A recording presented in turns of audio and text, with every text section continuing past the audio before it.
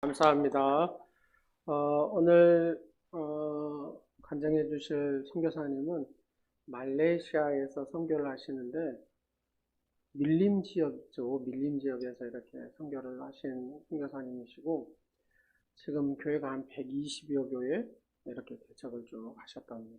그러니까 여러분 혹시 다니엘 기도의 두 번째 날 은혜 받으셨죠? 예.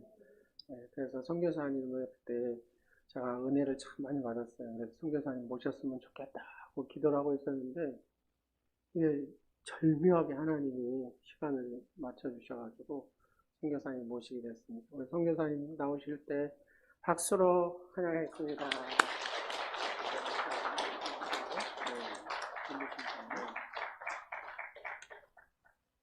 예, 감사합니다. 제가 말레이시아 인사 한번 알려드리겠습니다. 다 같이 한번 해봅시다. 아빠까바? 네, 안녕하세요. 아주 잘하셨어요. 저는 여기 오늘 처음 왔습니다. 여기 모든 분들을 다 처음 만났어요.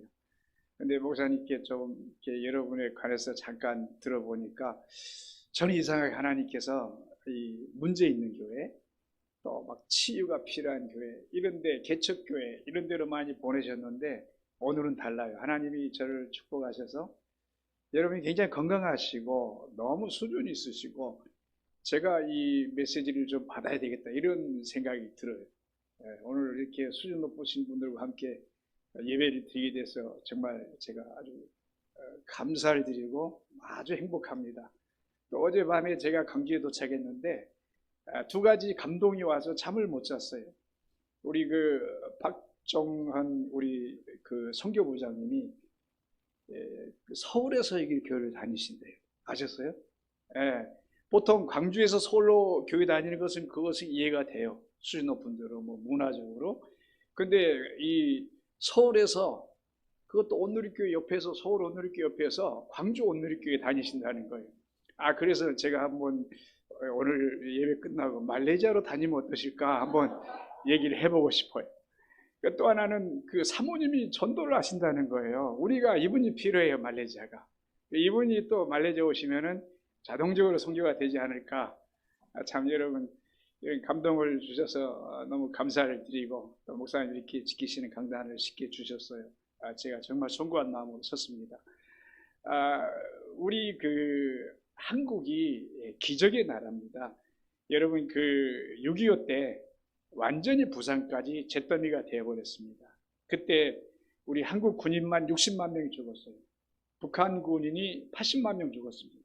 중공 군인이요 95만 명 죽었습니다. 유엔군이 애국 사람들이 와서 우리나라에 싸워줬는데 54만이 죽었습니다.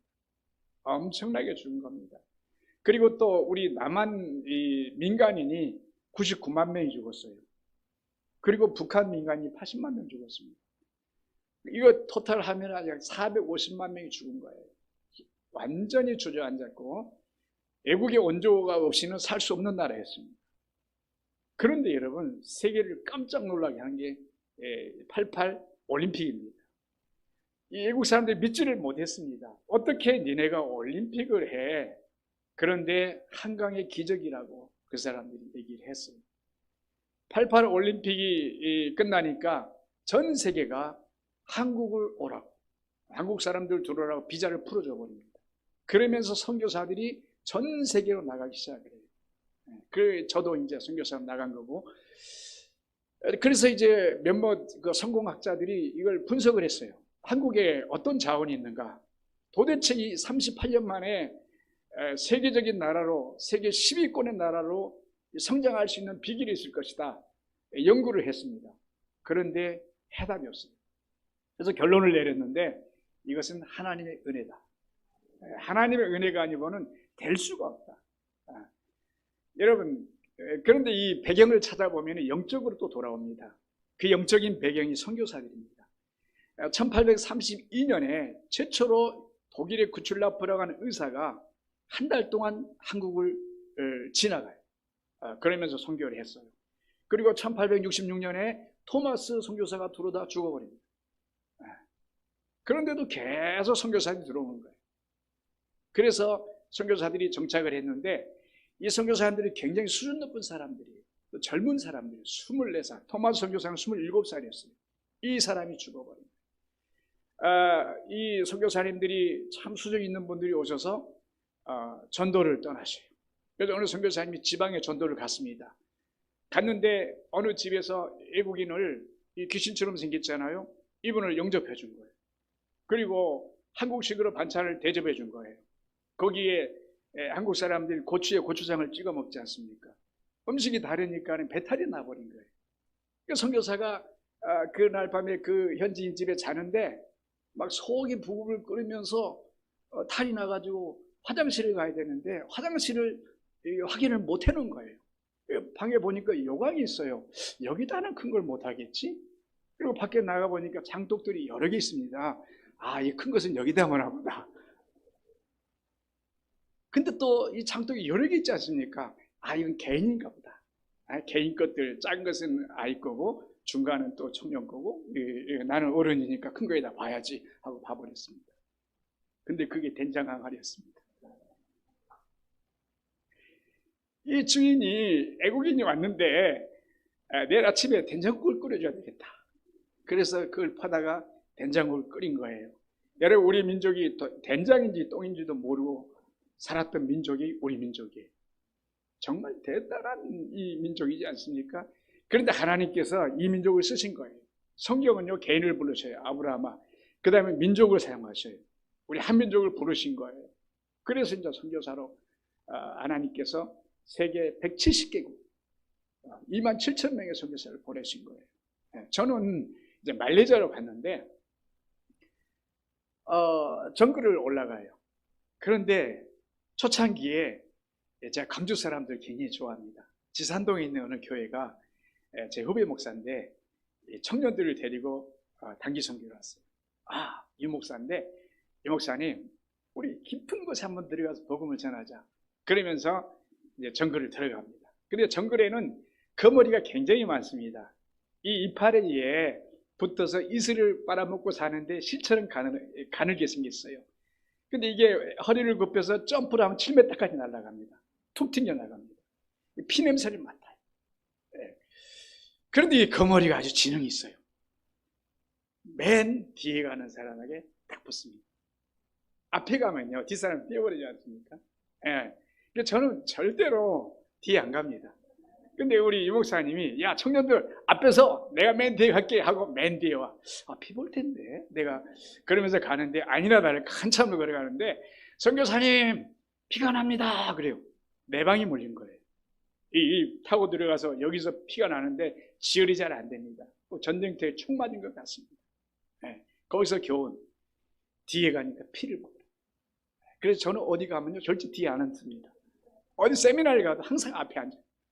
그리고 한참 더 가면 돼지가 새끼를 낳아서 병아리 따라가듯이 쭉 따라갑니다. 그럼 내가 쫓아가서 맨 뒤에 가는 뒤따라잡아서 살짝 내리치면 기절합니다.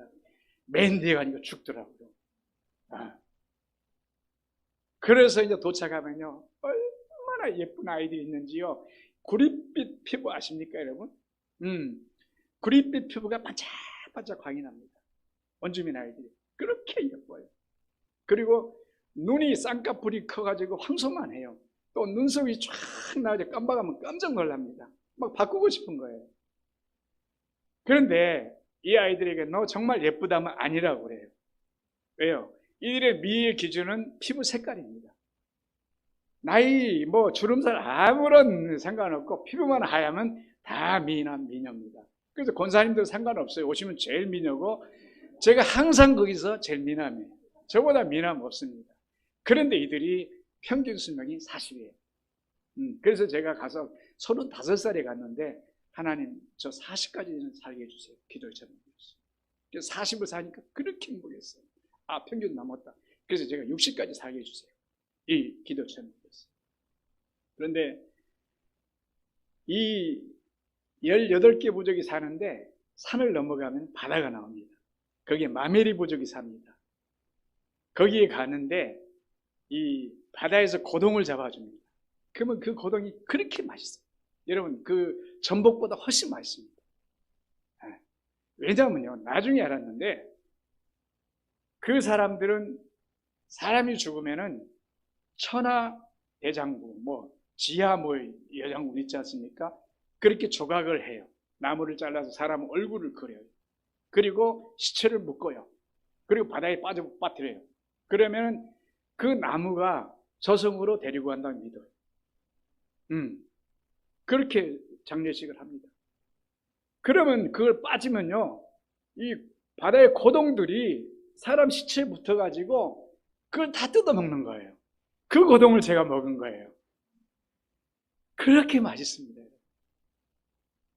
그거 한번 맛들려 놓으면 다른 고동 못 먹습니다. 그리고 또 어느 부족은, 스마일 부족은 또 뒷동산에 큰 바위가 있어요. 사람이 죽으면 그 바위에 올려놓습니다. 그런 짐승들이 와서 뜯어먹어요. 왜? 정글에서 내가 받아서 먹고 살았으니까 다시 환원을 시켜주는 거예요. 그리고 어떤 부족은 매장을 해요. 이곳에 사람들이 사는데 보통 아이를 12명을 낳습니다. 18명까지 낳은 사람이 있어요. 우리 교인 18명인데요. 그 가족이 모이면 손주까지 40명이에요. 한 가정 가지고 한 교회도 되는 거예요. 근데 왜 많이 낳느냐? 절반 죽어버립니다. 정글이 새벽 2시가 되면은 기온이 뚝 떨어집니다. 낮에는 50도 올라와요. 그 기온차가 심하니까 아이들이 감기가 와요. 그러면 이 폐렴이 와요. 근데 이 사람들 폐렴이라고 안 그래요. 열병이라고 그럽니다. 그 열병에 다 죽는 거예요. 절반이 죽는 거예요. 죽어도 여러분 슬퍼하진 않습니다. 하도 죽음을 많이 보니까. 그런데 거기에서 선교가 시작이 됐어요. 어느 아이 하나가 한국 나이로 7살이고 거기 나이 6살인데 그 아버지 이름이 바딘갈인데 아이 이 열병이에요. 죽었다가 포기를 했어요. 너무 안타까워요, 제가. 그래서 이 가슴에다가 이게 손을 대고 따뜻해요. 손을 들었다 보니까 뚝 떨어져요. 이미 부부는 포기를 한 거예요. 내가 너무 안타까워서 제가 항생제 250ml짜리를 가지고 다녔는데 그걸 까가지고 수저에다가 물을 타서 그냥 밀어넣었어요. 그런데 살아나는 거예요. 그게 충격이 온 거예요. 이야, 이 항생제 하나가 이 생명을 살리는데, 그러면서 제가 한국에 나와서 그 당시에 의료 분업화가 안 돼 있어서 어느 병원이든지 가면은 혹시 약 비매품이 남은 거 있습니까? 하면은 다 챙겨줬습니다. 버리는 약들이 굉장히 많았습니다. 그래서 제가 자바라에다 한 통씩 가져갔어요. 그걸 메고 다니니까 아이들이 안 죽는 거예요. 항생제 하나에. 이 사람들에게 복음을 전해야 되는데 그를 모르는 겁니다. 그래서 이걸 얘기했어요. 여러분, 항생제 하나가 생명을 살리는데 예수님은 항생제와 같다. 예수님이 오시면 여러분의 질병을 치료하시고 여러분의 영혼을 살린다. 이렇게 복음을 전하는 거예요. 이러면서 이 사람들이 저를 덕터라고 불러요. 의사라고 불러요. 네, 의사라고. 그러면서 어느 마을에 가면은 네가 예수님이 돼달라. 예수님 믿고 싶은데 안 믿어진다는 거예요. 그래서 막 예수님이 되면 너를 다 믿겠다. 이렇게 하나님이 세워주시더라고요. 그러면서 이렇게 복음을 전하는데 여러 가지 다양한 방법으로 글로 안 되니까 몸으로 행동으로 전하는 거예요. 이 정글에 가니까 이들은 머리가 곱슬머리예요. 그러면서 길면 서버립니다. 이렇게 바가지 머리가 돼버립니다. 이렇게 그 안을 보면은 새똥이 새까맣게 앉아 있습니다. 그리고 이들이 막 달리기를 합니다. 이렇게. 제 친구가 한 번 왔는데 그 일을 보고 쌀만하다고 그랬어요. 글을 올렸는데 이걸 어떻게 해결할 것인가. 그래서 제가 바리깡 친구에게 요청했어요. 한국에서 바리깡이 왔어요. 그걸로 싹 내요. 정말 머리가 새까맣습니다. 그리고 비누를 하나 줬어요. 비누를 처음 써보는 거예요. 근데 문제가 생겼어요. 비누가 여러분 딸기 향 많이 나지 않습니까? 이걸 먹어버린 거예요. 과자인 줄 알고. 거기에 또 우리 딸도 합류를 한 거예요. 우리 딸도 그걸 같이 먹은 거예요. 그래서 비누도 줄 수가 없어요. 그래서 제가 비누를 가지고 있고 이걸 머리를 밀고 제가 가서 강에 가서 비누를 발라주면은 벌금 내고 이 때를 빼내는 거예요. 그런데 머리를 자르다 보니까 이제 지혜가 생겨요. 그냥 깎아주면 안 되겠다. 예, 절반만 딱 깎아요. 이쪽만. 그리고 거울이 없어요. 나만 거울이 있어요. 거울을 딱 보여줘요. 놀랍니다. 그러면 너 예배 올래 안 올래? 오면은 이거 잘라주고 안 오면 놔두겠다. 깜짝 놀랍니다. 그래서 오겠다 그래요. 나머지 또 미뤄져요. 이렇게 또 선교가 재밌게 되더라고요. 근데 이들이 착해가지고 한 번 약속한 건 다 옵니다. 다 와요.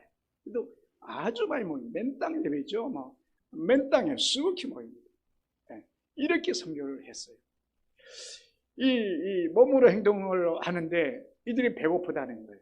그래서 또 하나님 지혜 주셔요. 망고나무를 심어줬어요. 망고나무를 한 가정당 5그루를 줘서 집 주변에 심어라. 그 망고 따먹어라.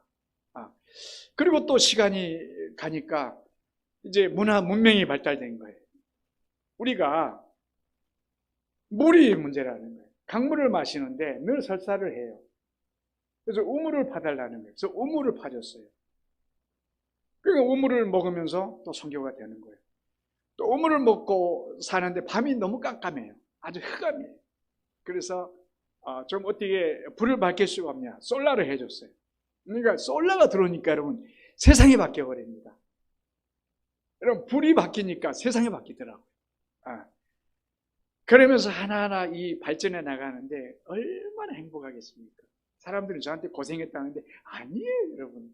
무슨 고생이에요? 한국이 고생이지 거기는 너무너무 행복한 거예요. 근데 그 가운데서 제일 불행한 사람 저예요. 그 사람들은요 내일의 염려가 없어요. 근데 나는 내일 염려하고 있는 거예요. 그렇게 이 사람들하고 사는데 행복했어요.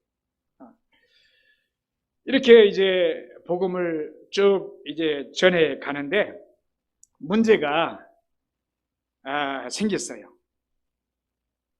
무엇이냐면은 제가 너무 모기가 힘드네요. 모기. 왜냐면요 모기가 한 방 물리면은 피가 나게 가려워요. 다른 건 다 내가 말라리아도 걸리고 말라리아도 이기고 다 이기는데 모기는 내가 무서워. 이 작은 것에 사람이 걸리더라고요. 그래서 모기장을 구해서 우리 아이들 가운데 놓고 저희 아내 기자하고 제가 같이 자요. 그러면은 이 모기장에 피부가 닿으면 여기를 쫓아버립니다. 그리고 저희 집사람과 제 딸이 얼마나 긁었는지 수박씩 거기 붙어 있는 거예요. 딱지가. 그렇게 모기가 무서워요. 그리고 이제 제가 현지인들을 데리고 마을들을 다니는데 대나무 집에 삽니다. 제가 항상 가운데 자고 현지인이 양쪽에 자면은 이들이 그렇게 코 고는 사람은 제가 못 봤어요. 땡크 소리가 납니다. 저를 보호한다고 가운데 재워주는데 아니 모기가 오면 가에서부터 물어와야 되는데 아니에요. 점프해서 저부터 물어요. 왜요? 제가 새로운 음식이잖아요. 또 한국 음식이잖아요. 그래서 제가 한국 음식을 구할 수도 없지만은 나는 한국 음식을 먹지 않겠다.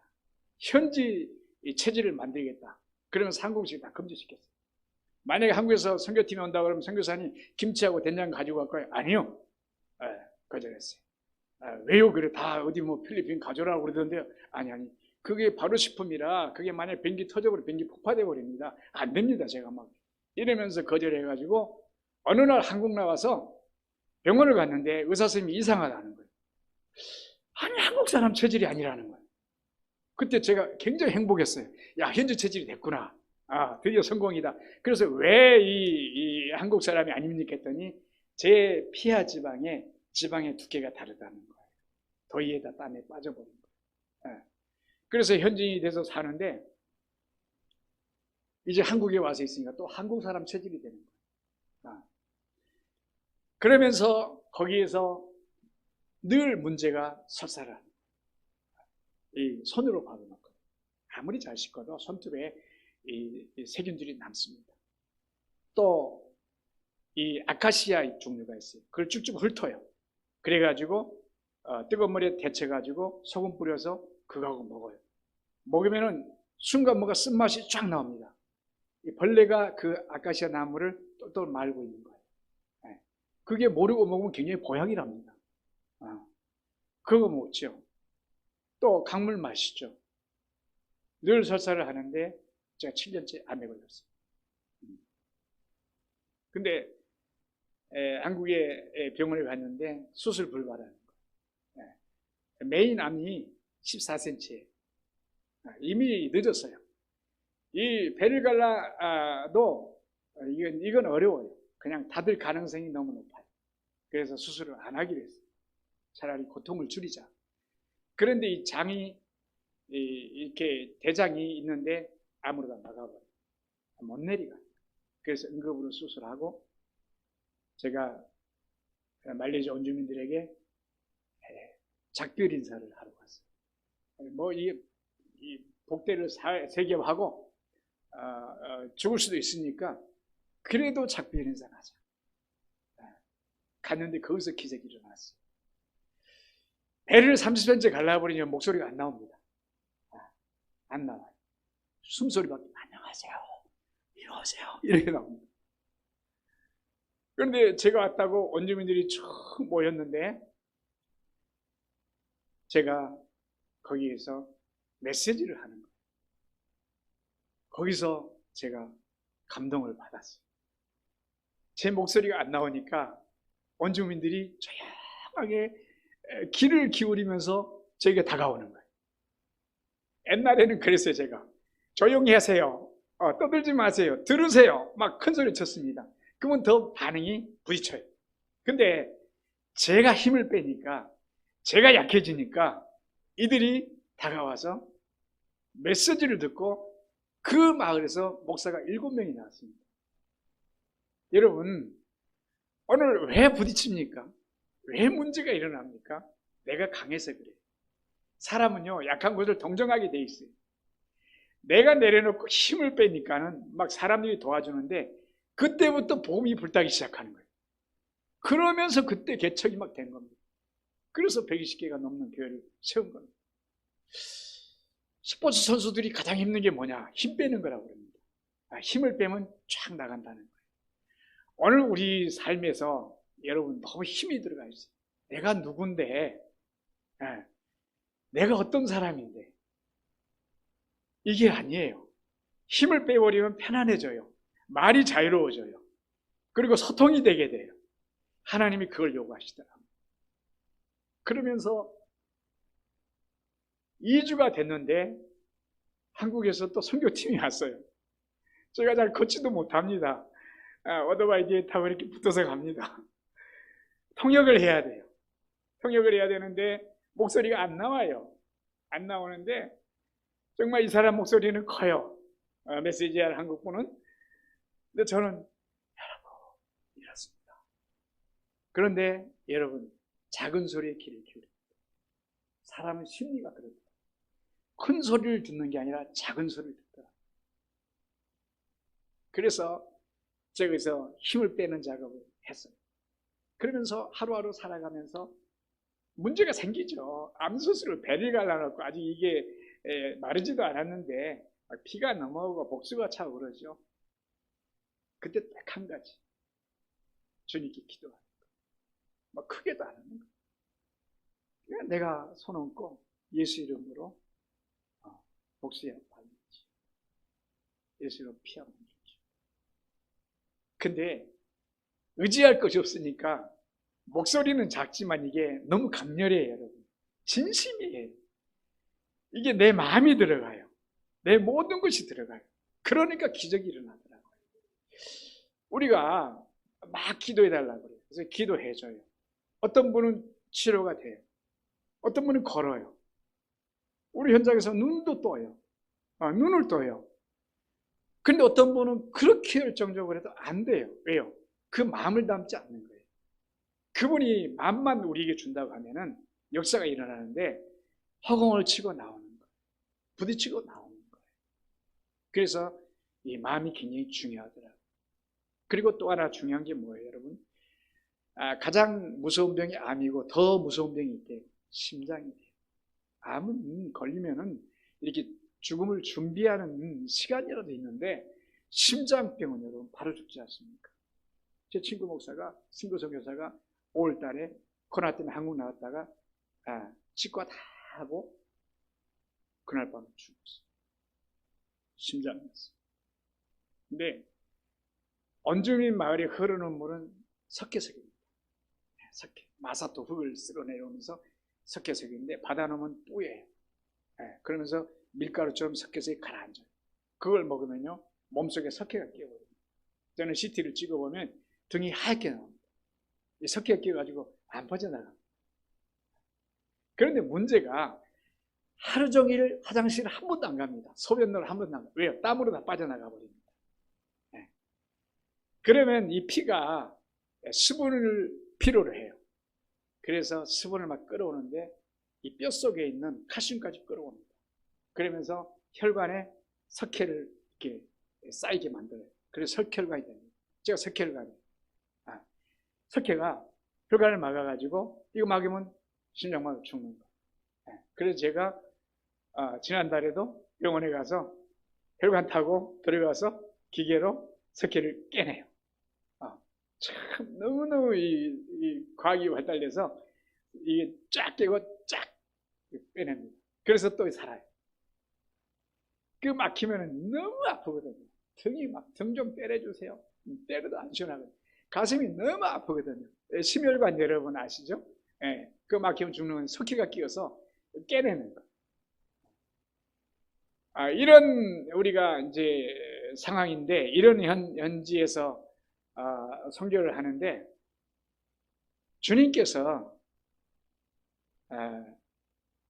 역사를 해주시지 않으면 도저히 이 복음의 선교는 할 수가 없습니다. 다리를 부러뜨리셨어요. 제 다리가 부러지니까 자른다는 거예요. 끊어지고 10일 동안 더 원주민 마을에 가서 집회를 했거든요. 속이 썩었어요. 제가 암에 걸렸을 때는 솔직히 뭐 그렇게 긴장 안 했습니다. 아직껏 낫지 싸워보지 이런 용기가 생기더라고요. 근데 다리를 자른다니까요. 제가 살면서 가장 큰 겁이 몰려오더라고요. 암은 뭐 수술하고 회복되면 아프지는 않습니다. 통증은 없는데 다리는 통증이 있어요. 여러분, 암이 더 중병입니까? 다리가 더 중병입니까? 암이.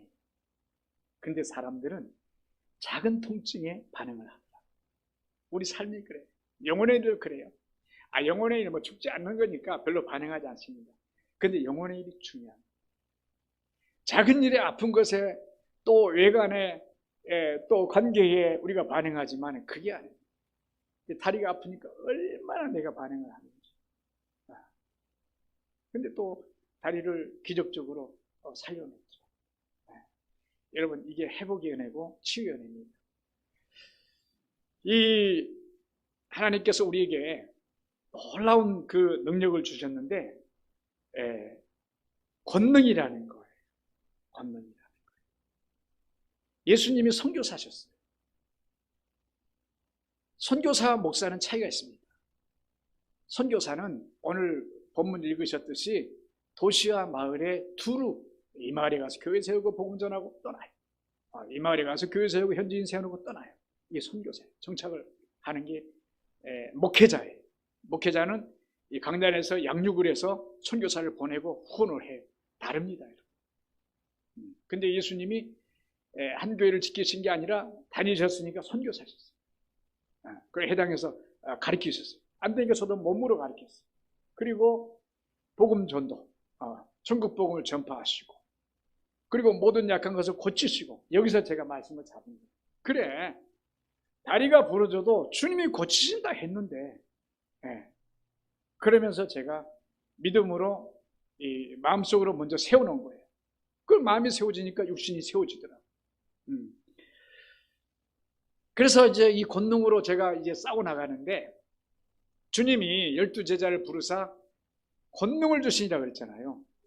오늘 여러분 부른 이유가 있습니다. 권능을 주시려고 했는데 사람들은 이 하늘에서 불이 떨어지고 막 이런 걸 권능이라고 생각해요. 그렇지 않아요.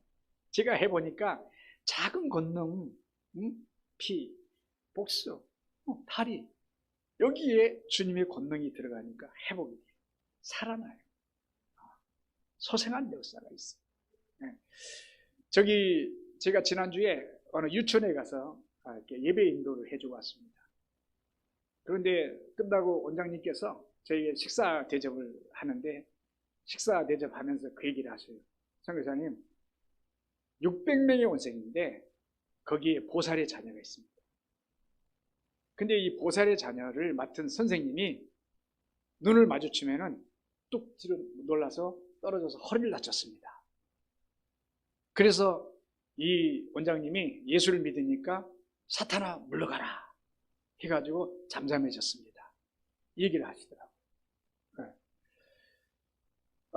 그렇습니다, 여러분. 우리가 권능이 없으면요, 악한 영이 들어와 있습니다. 권능이 있으면요, 악한 영이 못 들어옵니다. 그 권능은 바로 예수 그리스도입니다. 그 자체가 권능이에요. 우리는 다 예수님 영접했기 때문에 예수님이 계신 거예요. 그래서 못 들어오는 거예요. 저희가 한국에서 오면은요, 이렇게 선교지 가면은 이 팀이 영성이 있냐 없냐를 다 합니다.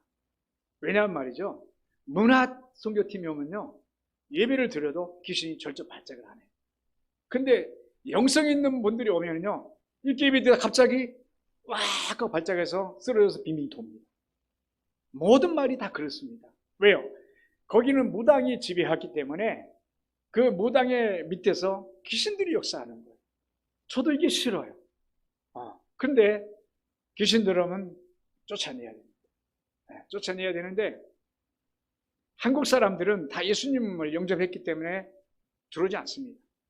현지인들은 들어옵니다. 그런데 지금까지 전라북도 익산에 산 교회에서 왔는데 갑자기 청년 하나가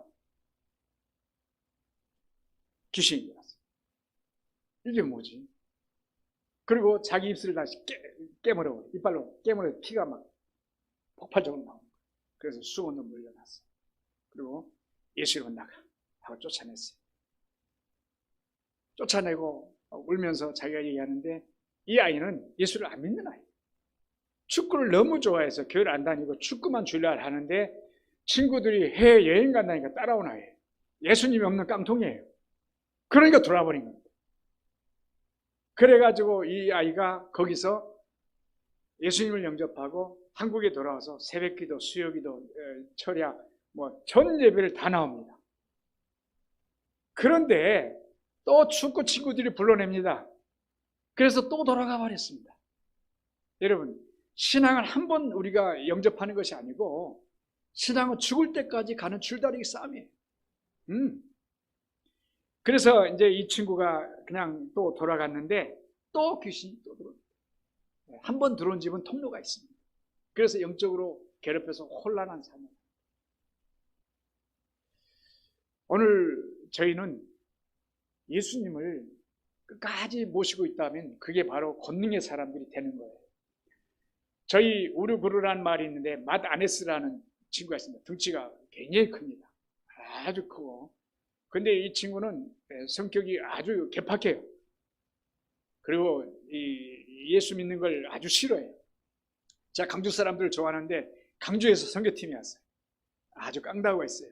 말부터가 아따매 뭐 그런단가 빨리빨리 하란께 뭐 타란께 괜찮단께 뭐 이러지 않습니까? 이분들은 2주 왔는데 어느 한 자매가 성악을 하는 자매인데 아무것도 안 먹고도 2주를 버텨요. 냄새나서 못 먹겠대. 그러면서도 아주 찬양하면서 버텨요. 이게 전라도 사람들이에요. 영성이 대단합니다. 근데 우리가 이제 막 가서 일찍 가서 30명 들어간 조그만 교회입니다. 거기에서 막 찬양을 하고 그러니까 오님들 할 일 없으니까 미리 예배 시간 안에 와서 꽉 찼어요. 그러니까 막 마을이 소란스럽고 시끄러우니까 이 말 안에서 몽둥이를 들고 이것들이 우리 마을에서 지금 뭐 하는 거냐고 들고 오는 거예요. 근데 우리 자매들이 하얀 티셔츠를 입고 안 내렸었어요. 한국에서 온 자매들이. 예. 그래가지고 막 급해서 교회 뛰어오는 줄 알고 어서오세요 하니까는 이 친구가 깜짝 놀란 겁니다. 이렇게 예쁜 여자를 본 적이 없거든요. 하얀 얼굴에 하얀 티셔츠에 너무 예쁜 거예요. 정적이 흐르는 거예요. 그런데 그 가운데 남자 청년이 있는데 공익근무할 때 서울에서 여러분 그 지하철 아침에 출근 시간에 밀어넣는 푸시맨을 한 거예요.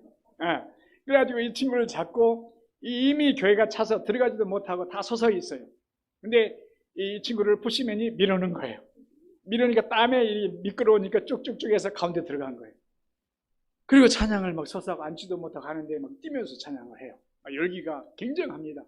근데 마다네스가 지금 뭐에 홀린 것처럼 막 뛰면서 찬양하는데 방언이 터진 거예요, 거기서. 그러니까 결론은 목사님이 됐습니다. 이게 권능이라니까요. 여러분, 미모도 권능이에요. 하나님이 이 미모를 통해서 정지를 시키고 감정을 시켜버린 거예요. 그러면서 또 푸시맨이 왜 거기서 나옵니까? 또 밀어넣게 되고. 신앙생활은 이렇게 하는 거예요. 이 권능이에요. 그래서 이제 저희들이 엄청난 이 복음의 역사를 일으키고 가는데, 제가 오늘 훈련을 좀 여러분들에게 시켜드리려고 생각을 해요. 많은 사람들이 그렇게 얘기합니다. 선교사님, 왜 하나님을 하는데 암에 걸립니까? 제가 다음 주에 기독교 방송에 나오는데 암에 대해서 얘기하는 게 12일 날 나옵니다. 12일에서. 왜 다리가 부러집니까? 왜 혈관이 막혔다 이렇게 막 생사를 앞두고 있습니까? 여러분, 예수님의 12제자가 있는데요. 한 사람 빼고 다 목이 잘려 죽고요. 톱으로 몸통이 잘려 죽었어요. 이럴 수가 있습니까? 사도 요한 혼자 살았는데 그 사람도 가마솥에 들어갔다 나온 사람이고, 계시록을 아직 기록을 못해서 그거 기록하려고 사명이 있기 때문에 반모섬으로 살려준 거예요. 우리 사명자는요, 복음과 함께 고난당하고 죽는 사람들, 화려한 옷을 입은 사람들은 왕궁에 있는 거예요. 오늘 예수를 믿으면서 내가 이 사역의 길을 가면서, 리더의 길을 가면서 화려함이 나에게 있을 것이다, 아니에요. 고난이 있을 것이다, 이게 정답이에요. 그래야 여러분이 신앙의 길에 머물게 돼요. 고난이 없잖아요. 다 나가게 돼 있어요. 더 편하게 돼 있어요. 복음은 여러분 고난입니다. 고난의 복음이에요. 그래서 여러분 다짐해야 돼요. 나는 복음과 함께 고난 당하리라. 그래 버리면, 거기에 발을 담가 버리면요, 그 안에 행복이 있어요. 그 안에 평강이 있어요. 그런데 여러분, 그곳에 안 들어가려고 피해 다니니까 너무 힘든 거예요.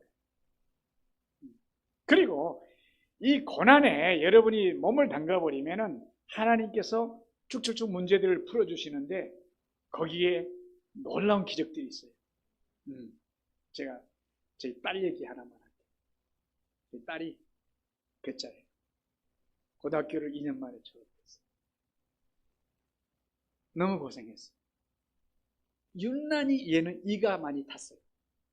이가 하룻밤에 6명을 넘어갑니다. 저희들은 이가 안 타는데 딸 머릿속에는 늘 이가 쑥쑥 지나다닙니다. 왜냐하면 2살 때 갔는데 어린아이 피니까 피가 맛있는 거예요. 피 맛을 압니다. 그래서 아이가 너무 막 긁다가 너무 가려면 머리 뽑아봐요. 여기가 머리가 없어요. 그러면서 사춘기가 됐어요. 고2가 됐는데 졸업. 아빠, 나는 억울해. 나 선교사 아니잖아. 내가 왜 여기가 살아야 돼? 이제 제정신이 든 거죠. 어렸을 때 풀밭을 지나가면 그 머리가 그에만 물어요. 왜냐하면 피가 달아. 그래서 얘가 의사가 되고 싶었는데 나는 피는 못 봐. 피에 대한 트라우마가 생겼어. 그래서 인터넷을 뒤져가지고 나는 세계에서 가장 좋은 곳에 가서 살겠어. 사춘기가 온 거죠. 그래서 인터넷 딱 쳤어요. 그랬더니 뉴욕이 나오고, 뉴욕이 세계 잘 살기 좋답니다. 그래서 내가 이곳에 가야 되겠다. 근데 갈 길이 없어요. 그래서 대학을 가야지. 찾아보니까 뉴욕 주립대가 나온 거예요. 그래서 뉴욕 주립대에 이메일을 보냈어요. 나는 이런 사람인데 아빠 때문에 내 인생이 억울하다. 그런데 정말로 하나님 역사하사 그 뉴욕 주립대에서 이메일이 답이 왔어요. 너 IGSC라는 시험이 있는데 그걸 봐서 내게 보내달라. 고3도 안 했습니다. 그걸 써서 보냈더니 장학점수가 온 거예요. 그래가지고 그 학교를 갔어요. 만 17살. 갔는데 책을 못 사니까 도서관에서 책을 빌려서 공부를 한 거예요. 그런데 18세가 안 되면 그 책을 빌릴 수가 없습니다. 엄마가 와서 후견인이 와서 빌려주고 가야 됩니다. 그리고 대학에서 또 일왕집장을 맡는데 18세가 아니면 맞을 수가 없습니다. 근데 이게 몰랐어요. 몰라가지고 나중에 우리 딸이 한 거예요. 그래야 이제 자수를 했어요. 나 18세가 아닌데 책을 빌렸고 주사를 맞았다. 그래서 그 학교가 난리가 난 거예요. 학교가 난리가 나서 이 아이를 찾아보니까 성적이 3학년 성적이 없어요. 고등학교. 그래서 교세회를 모였어요. 그래서 너희 어머니 아버지 모시고 오라. 그래서 우리 어머니 아버지는 선교사인데 올 수가 없다. 너희들이 가서 만나보라. 그래가지고 교세회를 열어가지고 이 아이를 없는 걸 해주자. 그래가지고 그냥 다시 학교를 다니고 3년 만에 졸업을 했어요. 그리고 이 아이가 직업이 4개예요. 학교 신문사, 또 식당, 또 교수 조교, 연구원 또 자료 만드는 사람. 그러면서 공부를 차석했어요. 제가 얘기를 왜 하냐면은 고난이 있으면은 하나님께서는 또 우리에게 축복도 예비하신다는 거예요. 이 세상에서 못 받는다고 하면은 하늘나라에 그 축복이 있는데 이 세상 것과 비교할 수 없다는 것입니다. 그럼 여러분, 우리 자녀는 뭐지? 상심해서는 안 되는 거예요. 항상 여러분, 큰 곳이 있으면 작은 곳이 있고 높은 곳이 있으면 낮은 곳이 있어요. 우리 아들은 정반대입니다. 이해가 되시나요? 완벽한 것은 없습니다, 여러분. 하나님께서 이걸 통해서 딸을 통해서 이루어 주시고요. 또 아들을 통해서 이 속상하고 정말 상처난 영혼들을 생각하게 하시는 거예요. 그래서 오늘 우리가 가는 길이 어려울지라도 여러분 끝까지 십자가를 붙잡고 가는 길이 신앙의 성공의 길입니다. 오늘 여러분 능력을 어떻게 여러분들이 사용해야 되냐면요. 제가 전도 안디옥 교회 원로 목사님이신 이동희 목사님을 전에 만났어요. 근데 그 교회는 이 체제로 운영을 하고 있다.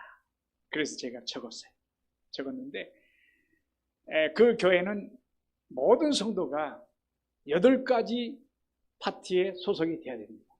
근데 그 8가지 파트가 선교사입니다. 8가지 선교사가 있습니다. 거기에 소속이 돼야 돼요. 첫째는 해외 선교사입니다. 너희들이 정말로 해외에 나가서 복음을 전하려면 선교사로 가라. 우리가 후원하겠다. 그래서 해외에 나간 선교사가 있습니다. 두 번째는 여러분, 무릎 선교사가 있습니다. 여러분들이 해외로 못 나가시면은 오늘 무릎 꿇고 기도하는 거예요. 선교사를 위해서 기도하고, 목회자를 위해서 기도하고, 또 여러분 장로님들, 또 권사님들, 여러분 교인들, 또 여러분 차세대, 이들을 위해서 기도하는 거예요. 이들이 선교사입니다. 권능으로 선교하는 거예요. 그 다음에 세 번째는 1달러 선교. 내가 100억을 벌여서 하리라. 아니에요. 하나님은 그런 분이 아니고 1달러, 1,000원을 하면은 2,000원의 축복을 주시고 2,000원 하면 10,000원을 주시고 그럼 축복을 받는 대로 하는 거예요. 1,000원이 전혀 부끄럽지 않아요. 작은 씨앗이 60배, 100배 결실을 맺으니까 이게 커지는 거예요. 심는 대로 거두지 않습니까? 그리고 또 선교사가 있는데 가정 선교사가 있습니다. 왜 여러분 남에게 이렇게 친절하고 잘하면서 남의 여자애는 잘하면서 내 여자에게는 그렇게 못하십니까? 제가 제 아내하고 딱 이혼할 뻔한 적이 한 번 있어요. 제가 운전을 가르쳤어요. 운전을 가르치는데 코너를 이렇게 돌아야 되는데 버드나무 가지가 축 쳐져 있는데 그걸 보면서도 직진해서 가는 거예요. 아니 그것도 못해? 눈 있잖아. 이렇게 피해서 가야지. 내가 그런 거예요. 그러니까 저 순둥이 제 아내가 딱 사이드 브레이크를 잡더니 나 안 해. 당신이 하고 차를 세우고 가버립니다. 이혼할 뻔했어요. 그런데 또 제가 다른 여자를 가리키면서 뭐라고 그러는지 아세요, 여러분? 괜찮아요. 다 그렇게 하는 거예요. 이렇게 자비로워요. 이건 아니죠. 반대가 돼야 정상이죠. 그렇죠, 여러분? 남자분들 각성해야 됩니다. 또 아내분들, 여러분, 내 남편 그렇게 최선을 다해서 왕처럼 섬기면요, 왕비처럼 여러분 대접받습니다. 여러분, 권능을 갖고 계신 분들이 여러분 가정에 쏟아야 돼요. 여러분 자녀들에게도 쏟아야 돼요. 남의 자식 부러워할 게 아니라 내 자식에게 투자하는 거예요. 이 자녀는 하나님께서 은혜를 몇 대까지 주신다고 그랬어요? 1000대까지. 네. 옛날에 부자들 3대 못 간다고 그래요. 세상 보고 3대예요. 그러나 하나님하고 1000대지 않습니까? 이 1000대를 내리게 하려면 자녀에게 투자해야 돼요. 우리 울루 깜파라고 있어요. 거기는 학교까지 가려면 4시간이 걸어서. 근데 9시에 시작해도 여기서 가려면 최소한 새벽에 5시 전에 나가야 돼. 근데 제가 학교를 보내자. 학교 안 보내면 너네 소망이 없다. 근데 전부 반대했어요. 거기는 호랑이가 약 250마리 추정되는데 너희 죽으면 어떡할래? 저에게 막 반기를 드는 거예요. 내가 죽으면 내가 책임지겠어. 단 이렇게만 해봐. 학교 보내기 전에 반드시 5분 아이의 손을 얹고 아이 머리를 잡고 기도해라. 그래도 죽으면 제가 책임지겠다. 48명이 나왔어요. 그래서 아이들이 48명이 모여서 가는데 어느 호랑이가 나옵니까? 혼자 가면 나오지만은 뭉쳐서 가면 절대 덤비지 못합니다. 그래서 말레이시아 최초, 원주민 최초 은행원이 나왔습니다. 요리사가 나왔습니다. 학교 선생님이 나왔습니다. 이게 가정선교사. 여러분 자녀들 학교 가기 전에 손을 얹고 기도해 주세요. 지금은 모르지만 시간이 지나면 엄청난 차이가 납니다. 이게 가정선교사예요. 그리고 5번째가 이웃선교사입니다. 여러분 이웃 잘 만나야 돼요. 제가 지금 머물고 있는 집에 이웃을 잘못 만났어요. 교회패도 달려있어요. 인사하면 인사를 안 받아요. 그 가족이 다 그래요. 너무 불편해요. 그래서 그 교회가 어떤 교회인가 찾아보니까 제 후배가 목회하는 교회예요. 제가 전화번호도 가지고 있어요. 그래서 전화해가지고 목사님 이웃과 함께 좀 잘 지내라고 설교 좀 해주세요. 이렇게 하고 싶어요. 그런데 어느 날 이사를 보내버리신 거예요. 그리고 새로운 분이 오셨는데 떡을 해가지고 가져오신 거예요. 여러분 이웃 잘 만나야 합니다. 모든 이웃들이 여러분과 친하고 지내고 싶어요. 또 마음을 통하고 싶어요. 근데 나는 그러고 싶은데 저 사람은 아니겠지 이렇게 생각을 합니다. 아닙니다. 저 사람은 똑같습니다. 먼저 여러분 마음을 열면은 그 사람이 다가옵니다. 한번 해보십시오. 여러분 건능의 사람이잖아요. 예수님이 계시잖아요. 그리고 6번째는 길거리 선교사입니다. 제가 2주 전에 길을 가는데 택배 아저씨가 서 있어요. 어느 여자 고등학생이 막 그 아저씨가 달려갑니다. 그러면서 자기 가방을 열더니 피로회복제를 아저씨에게 딱 주고 자 수고하신다 인사를 하고 합니다. 그 아저씨도 90도로 인사를 합니다. 이게 길거리 선교사예요. 예수 믿는 사람이 먼저 해야죠. 권능의 사람이 먼저 해야죠. 엘리베이터 타면 먼저 오셔야죠. 먼저 인사해야죠. 내가 인사하니까 다 하더라고요. 내가 하나니까 안 하더라고요. 이게 선교사입니다. 그리고 문화 선교사예요. 이게 굉장히 중요해요. 오늘날 우리 교회가 무너진 이유가 이게 잘 안 됐을 때예요. 교회 와서 예배드리고 술 문화에 가면 다 동요되고 아니라고 내가 좋은 문화를 선도해 나가야 되는데 다 동요돼 버립니다. 비판하는 문화에 갔으면 아니라고 해야 되는데 그가 빠져가 같이 비판해 버립니다. 남 죽이는 곳에 가서 아니라고 해야 되는데 같이 죽여버립니다. 그 문화에 빠져가지고 나오지를 못하는 거예요. 우리는 그리스도의 문화를 확실히 가지고 있어야 돼요. 예수 문화가 있어요. 예수님은 긍정의 문화예요. 사탄은 부정의 문화예요. 항상 선을 그어줘야 돼요. 그리고 직장 선교사입니다. 제가 책을 하나, 일본 사람이 쓴 책을 하나 읽었는데 61번 직장에서 야단 맞으면 한 번 칭찬을 줍니다. 칭찬받기가 굉장히 어려운 것이 직장입니다, 여러분.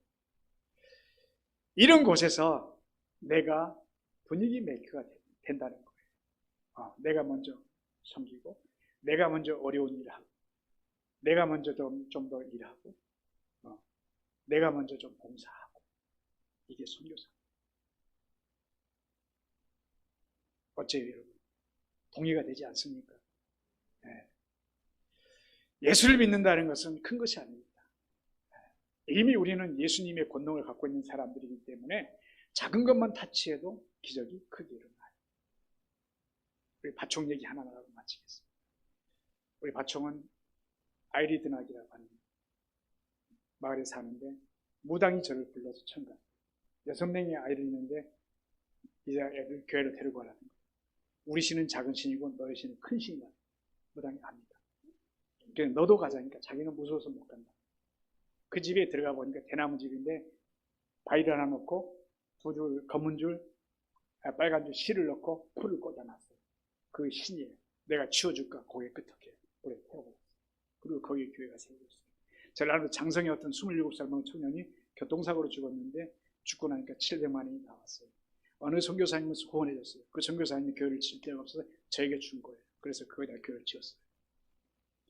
그 땅을 준 사람이 바총이에요.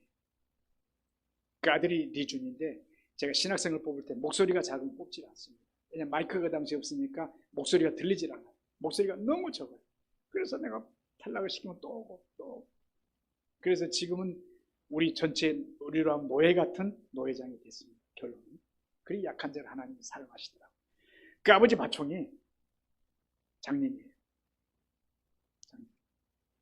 땅을 내놓고 매주 토요일날 제가 가는데 저 오는 것만 기다리고 있어요. 낙이 없어요. 그리고 집 밖에 멀리 나오보지 못합니다. 파스타 바겠다니까 파스타 막 했는데 순간 막 달려가는 거예요. 아니 안 보이신 분이 왜 달려가지? 잡아 그 가족들이 그러면 눈이 떠진 거예요. 저는 현장에서 봤습니다. 여러분 오늘 주님의 역사는 무한대해요. 성경에 있는 것은 이루어져요. 이게 문서고 보증서예요. 네. 그래서 오늘 여러분 어떤 어려움이 있습니까? 신앙의 갈림길에 서 있습니까? 저는 한마디만 드리고 싶어요. 여러분은 예수님의 권능의 사람들이다. 네, 다 승리하시길 바라겠습니다. 기도하겠습니다. 하나님 아버지, 오늘 어떠한 마음으로 이곳에 왔습니까? 마음이 아픕니까? 포기하고 싶습니까? 주님 이 시간 오른손으로 그 영혼을 붙잡아 주시고 일으켜 세워주시고 오늘 새 출발하는 역사를 주시옵소서. 또 하나님 아버지 육신이 약하고 어렵습니까? 정말 고통 중에 있습니까? 만져주시고 통증을 제하여 주시고 하나님께서 새 건강으로 소생시켜 주시옵소서. 이 제단을 통해서 주님 역사하여 주시고 하나님 은혜가 흘러가게 하시고 목사님 목에 기름지게 하시고 모든 영역이 정말로 풍요롭고 기름진 삶이 되게 하여 주옵소서. 이 제단에 하나님 태중에 있는 아이까지 주의 은혜로 다 윤택하게 하여 주옵소서. 우리는 예수님의 권능을 받은 사람들입니다. 승리할 줄로 믿습니다. 역사하여 주옵소서. 예수님의 이름으로 기도하옵나이다. 아멘. 제가 사진 한 번만 보여드리겠습니다. 죄송합니다. 제가 살아가는 나라고요. 네. 지난주에 우리 세례식입니다. 현지인들이 세례를 주고 있고요. 제가 좋아하는 원숭이 통구입니다. 군뱅이 단백질이죠. 제가 이 군뱅이 먹는 건데요. 쥐입니다. 굉장히 크죠. 저렇게 대나무집 짓고 살고요. 아내는 원룸이에요. 같이 3대가 살아요. 이렇게 원주민들이 많이 살아요. 한 가족이. 우리 아이들, 딸과 아들 이렇게 초창기에 가서 촌장집이 제일 좋은 집이죠.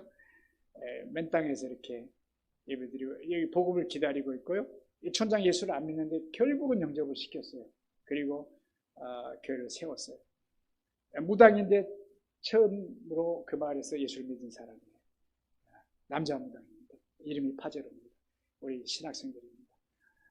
맨 땅에서 이렇게 예배를 드립니다. 저게 포슬림이라는 건데 뜸이야 부족, 굉장히 강한 부족이죠.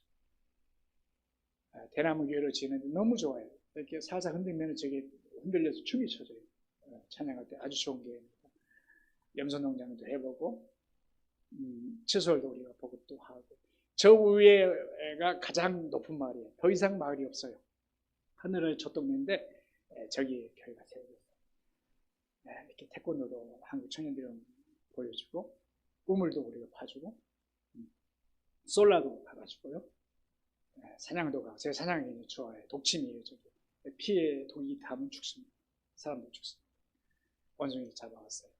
돼지도 잡아왔어요. 영화도 나왔어요. 제가 영화 교회 드렸어요. 한번 보세요. 우리 도시교회도 일하러 끌어내서 도시교회를 만들었어요. 많이 모이죠. 바택부족입니다. 나치족이죠.